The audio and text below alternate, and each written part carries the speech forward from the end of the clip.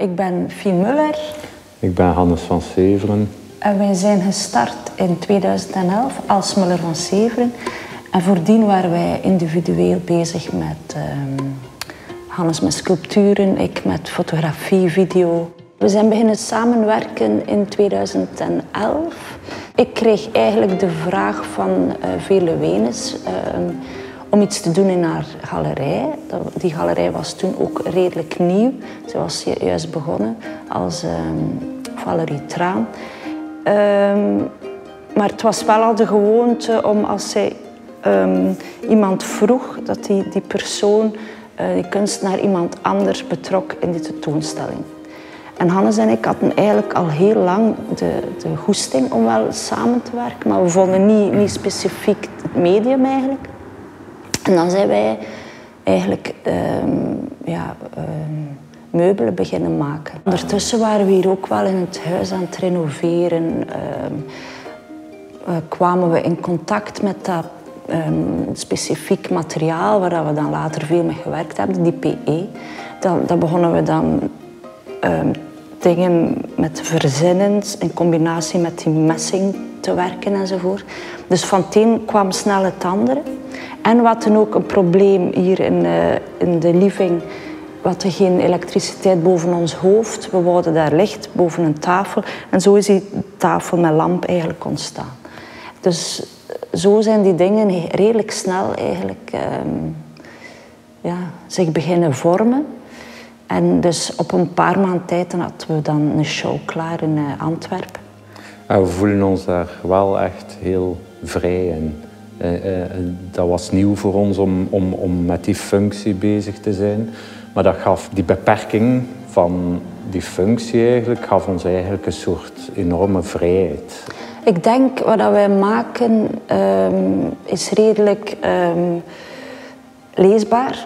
Ik denk dat dat daarom eerlijk en direct overkomt. Maar ik denk dat het ook belangrijk is dat de kijker of degene die het gebruikt er zijn eigen ding mee kan doen. Dat er toch door die duidelijkheid ook wel een poëzie in blijft die belangrijk is. Die het ook niet alleen maar kleur en lijnen maakt, maar dat poëtische is superbelangrijk aan ons werk. Dat die tafel een omarming krijgt van die lamp bijvoorbeeld, dat is belangrijk, dat is niet zomaar. En meestal inderdaad vertrekken we van een bepaalde een materiaal of een samenstelling van bepaalde materialen met een standaard afmetingen. Bijvoorbeeld een L-profiel of een plaat, polyethyleen of marmer, waar dat we eigenlijk met die materialen een soort collage maken. En met dat materiaal proberen we eigenlijk allerlei soorten mogelijkheden wat dat er interessant mee zou zijn. En dan ontstaan er inderdaad families met dezelfde ingrediënten, maar dat ze toch andere karakters hebben. En we zoeken eigenlijk in die combinaties met die materialen zoveel mogelijk combinaties dat we kunnen maken en zoveel mogelijk soorten objecten.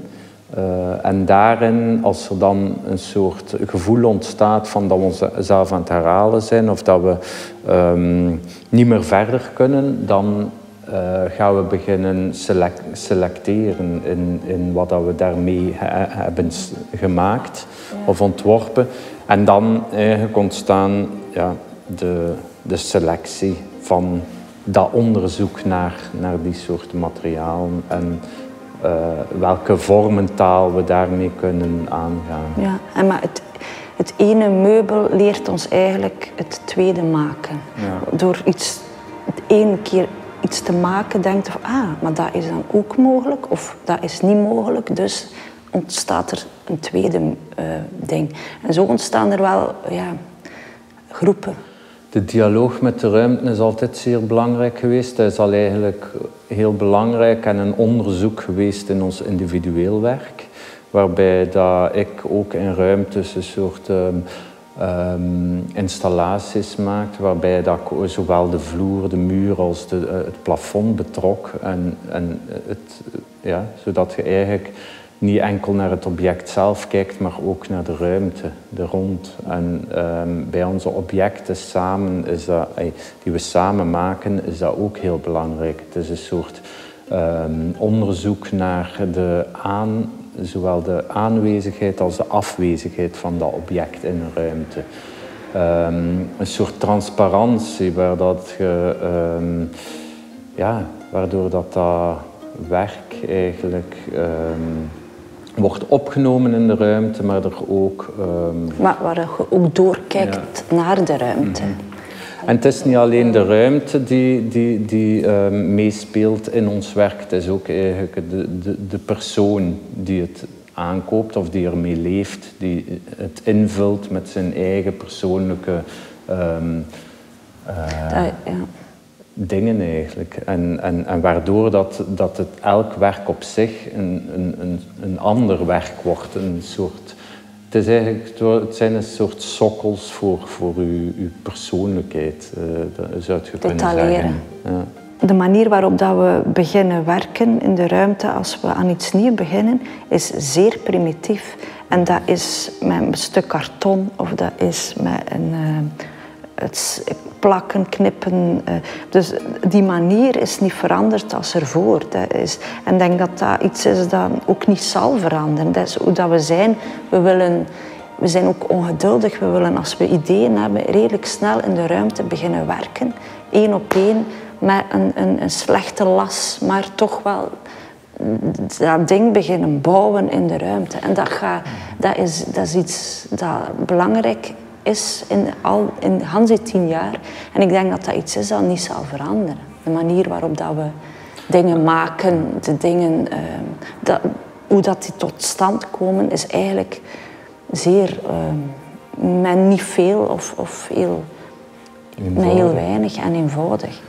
En ik denk dat die eenvoud daarin blijft zitten, ook als het object klaar is. Dat die directheid daarin blijft inzitten. Na 10 jaar kun je wel eens ook afstand nemen en kun je het van op die afstand herbekijken bijna. En dat is wel een moment dat je dat doet. Misschien doe je dat minder als... En het is ook verrassend om te zien dat we al zoveel werk hebben gemaakt eigenlijk. Hè?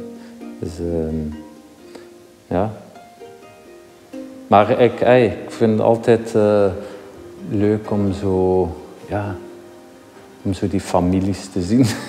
Om zo die groepen te zien.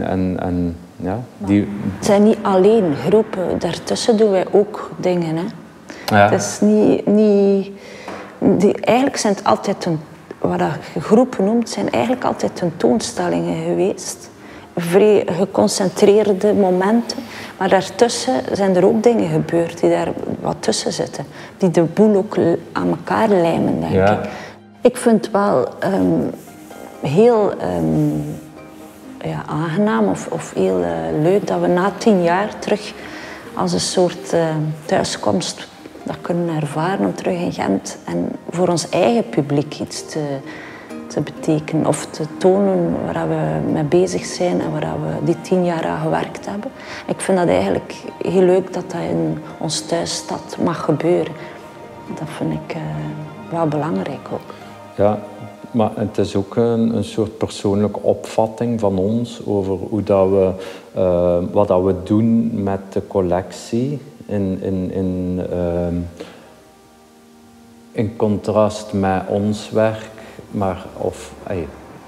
en ook met de scenografie die belangrijk is om daar een soort, ook weer eigenlijk is de scenografie ook een soort installatie geworden. En het is iets heel persoonlijks dat we hebben gedaan. En we hopen dat dat ook gaat gesmaakt worden natuurlijk door het publiek. Maar dat weet je nooit op voorhand. Hè. Nee, maar ik denk dat we mensen die ons al kennen, hoop ik dat ze ons beter leren kennen. En de mensen die ons nog niet kennen, dat ze toch een mooie introductie krijgen van ons werk.